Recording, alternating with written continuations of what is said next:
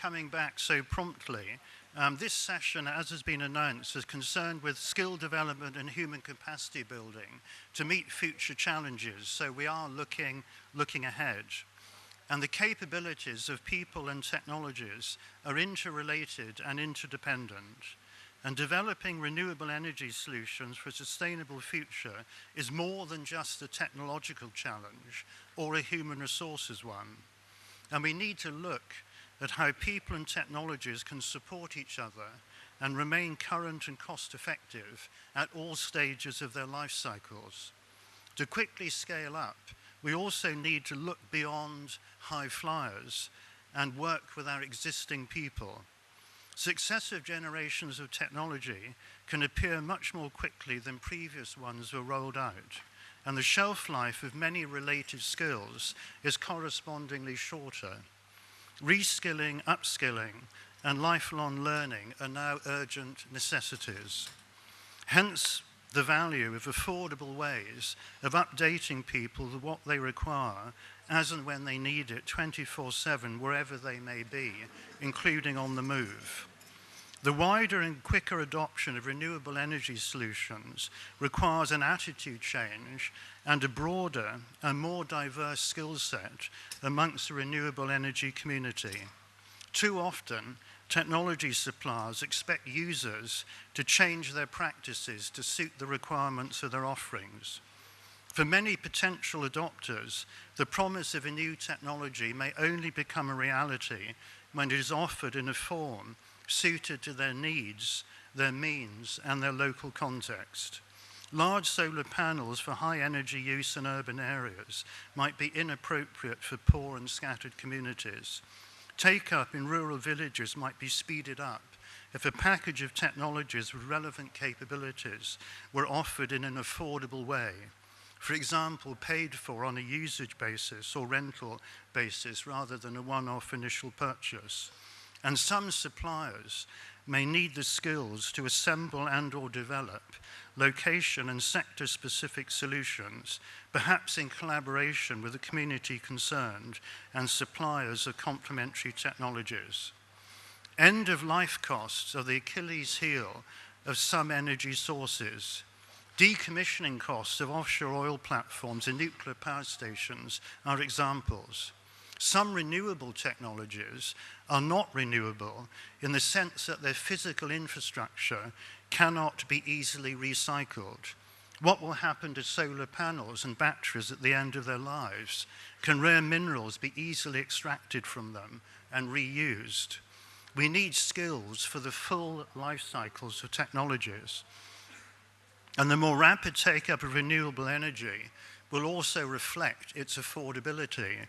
And its affordability depends upon the costs of the people that are employed. And companies need to avoid bidding wars for the scarce skills that are in demand.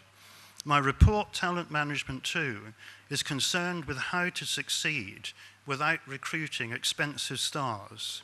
Keeping existing staff current can be less risky than importing expensive prima donnas and trying to recruit and develop high flyers for an unknown future. People should be helped to excel at key activities and remain current and enabled to handle challenges as, when, and wherever they arise. The approaches of many firms are costly and doomed to disappoint.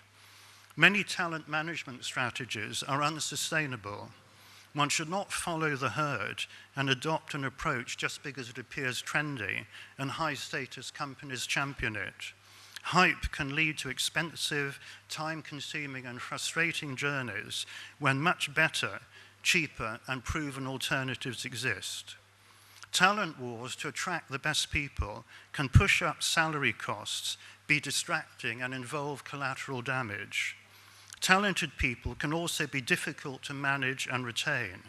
A person who's exceptional in one area may be average elsewhere. It may be cheaper to work with the people one has and put the right support environment in place to enable them to succeed. Large amounts are spent on expensive people who are not engaged, effectively used, or appropriately supported. Views of what represents top talent can also quickly become outdated. We need more flexible ways of making it easier for affordable people to understand complex issues and helping them to do important, difficult, and stressful jobs.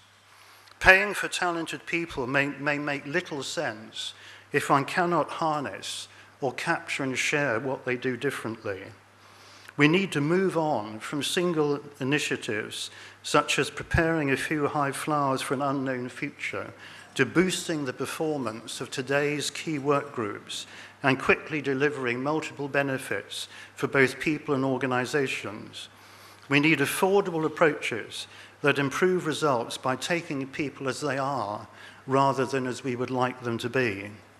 And performance support offers one route to achieving a high-performance organization and multiple objectives with the people one has, average people, who do not cost an arm and a leg to recruit and retain, and also with an existing corporate culture. In areas we examined that are critical for business success, we found there are few stars in the top quartile of achievement, often less than 1 in 20. And those who excel in one area can be hopeless in another, while even top quartile superstars are only very effective at less than half of the critical success factors identified in our studies. General competencies and training can also miss what's important for excelling in a particular job, while focusing development on what annual assessment suggests people are not good at can be a costly indulgence. Much greater returns on investment are often obtained by helping people to become even better at things that interest them and that they do well. Many corporate initiatives demotivate and de-skill. People have to modify how they work to fit in with the requirements of a technology. Thoughtful individuals are forced to operate according to the rules of systems to which they become an appendage. Technologies that operate as black boxes and quickly produce answers, responses, and solutions can de-skill their users and increase their dependency. An engineer might weigh sensory clues such as noise and vibration in order to identify the source of a problem. The use of a push-button device that speeds up the process can result in the erosion of this capability and the replacement of the engineer by someone who's cheaper to employ, or self-diagnosis. Diagnostic devices have their advantages. They can ensure consistency of performance and be easier to update than humans. The de-skilling and increasing dependency of users is not an inevitable consequence of their introduction. Transparency can allow users to understand how answers are arrived at. Windows that open and give reasons for outcomes can increase capability with each use. A relationship between people and technology that increases the capability of both of them enables more complex problems to be addressed, and it might also enable repair or renewal as a responsible option to replacement. Many companies adopt general, expensive, time-consuming, and disruptive approaches to increasing performance, such as corporate restructuring, motivational drives, or cultural change programs. They often fail to deliver. Before they're implemented, priorities and requirements can change, and opportunities can also be missed during transformation journeys. The results of reorganizations and recruitment drives can be quickly overtaken by events. In contrast, a quicker and more focused approach, such as changing the support provided to key work groups, can yield multiple benefits and deliver large returns on investment. Continually updating support can ensure people stay current and remain vital. My Talent Management 2 report advocates assessing the roles and tasks that contribute most to your priority objectives, ensuring people who undertake them excel at the things that are really important by putting relevant critical success factors in place, and providing the work groups concerned with appropriate support.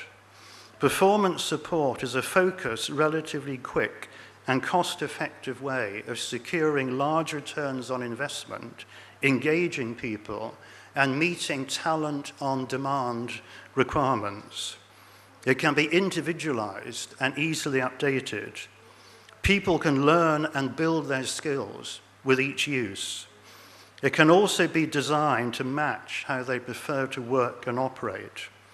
Our challenge is to build mutually beneficial and capability-enhancing relationships between people and renewable energy technologies to the advantage of both and our planet. And like the effective use of artificial intelligence, performance support can also complement human capabilities and intelligence. That people and technology, I believe, can evolve together in a sustainable way that enables both of them to remain current at the cutting edge throughout their respective life cycles. That's all I want to say by way of an introduction. And amongst our panelists, I'd like to call as our first speaker Venus Sarup, who's a former director of human resources from Engineers India Limited. So I'm trying to read the small print under the lighting here, because I think she's in an ideal position to actually give us an overview. We've heard so much this morning and yesterday about the technology. I think for this session it'd be good to actually start from that human resources point of view.